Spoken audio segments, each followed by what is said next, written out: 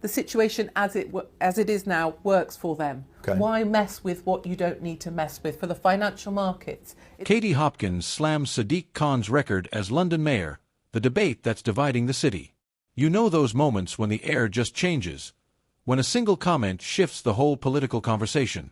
Well, that just happened in London. Katie Hopkins, a name you either cheer for or roll your eyes at, has set her sights squarely on Sadiq Khan, and she's not holding back. But this isn't just another opinion piece. It's a full-scale challenge to the way the mayor runs Britain's largest city. And the fallout is immediate. Let's rewind to how this started. It was during a fiery podcast appearance earlier this week. Hopkins, sipping coffee and speaking with that trademark mix of sarcasm and bluntness, launched into her take on London's current leadership. Her argument: London feels less safe, less affordable, and less connected to its own heritage. She accused Khan of focusing on symbolic politics, while urgent issues like violent crime, transport reliability, and spiraling housing costs remain stubbornly unresolved. People here aren't interested in press releases about inclusivity when they can't pay their rent or walk home without worrying, she said. London needs leadership rooted in results, not slogans. That clip alone was enough to start trending. But she didn't stop there. Hopkins accused the mayor's office of running London like a PR campaign, prioritizing optics over outcomes. Khan's office was quick to hit back. Within hours, a statement was out. The mayor has delivered record investment in affordable housing, expanded public transport, and has worked tirelessly to keep London open, fair, and inclusive. Attempts to paint this as anything else are politically motivated and misleading.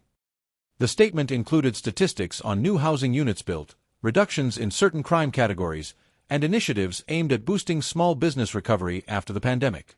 Still, the narrative was out there. And once it catches fire, you can't easily put it out.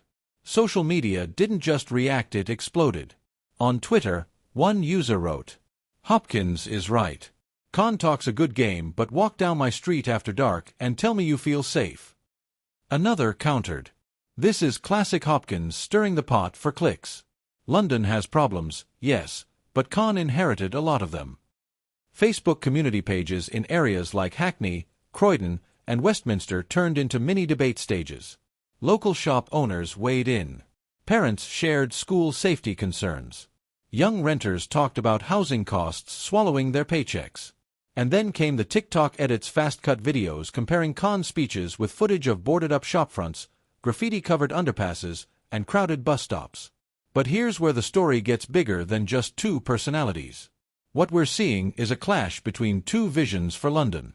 Hopkins represents a strand of commentary that says the city is losing its character, the grit, pride, and independence that made it world-famous. She paints a picture of a London that's more concerned with image than with practical governance. Khan, on the other hand, has built his career on the idea that a modern city must be inclusive, environmentally responsible, and culturally open, even if that means moving away from some traditional ways of doing things. And that's the heart of it. This isn't just about policy, it's about identity. Insiders are noticing the timing. A City Hall watcher told the Evening Standard, "Hopkins knows how to time her hits. We're not in election season yet, but the public mood is always shifting.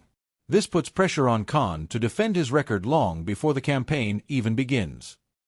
A political strategist, speaking anonymously, said, "This is less about converting Khan supporters and more about keeping him on the defensive. If he spends months explaining himself instead of promoting his successes, that's a win for his critics." Meanwhile, the data paints a mixed picture. Knife crime statistics remain stubbornly high in some boroughs, though overall crime in certain categories has dropped. Housing remains a crisis, with the average renter in London spending over 40% of their income on accommodation. Public transport usage has rebounded post-pandemic, but budget shortfalls threaten future upgrades. Khan points to environmental gains like expanding the ultra-low emission zone and investing in electric buses as evidence of forward-thinking leadership. Hopkins calls those vanity projects that don't address day-to-day struggles. And here's where it gets tricky. Perception often matters more than the numbers. A commuter who's late 3 times in a week because of tube delays won't care if statistics show 95% on-time service. A family priced out of their neighborhood won't be comforted by projections that housing supply will improve in 5 years. Hopkins is tapping into that lived frustration, and she's doing it with simple, repeatable talking points. But is this a turning point? Some political commentators think so. Others believe it will blow over in days, replaced by the next viral headline.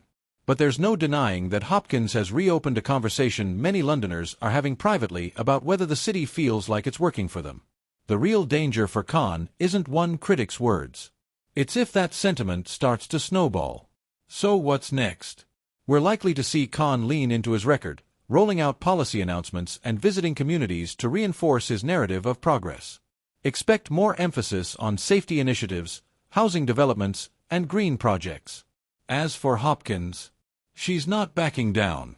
If anything, the backlash fuels her platform, and the more Khan supporters react, the more airtime her message gets.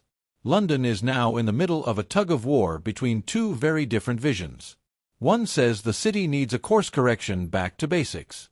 The other says the future is about evolving into a fairer, greener, more inclusive capital. Whichever way it goes, the decision won't be made in a podcast studio or a city hall press room. It'll be decided in everyday conversations on buses, in pubs, at dinner tables where Londoners quietly measure their hopes against their reality. And when the next election comes, that quiet calculation could speak louder than any headline.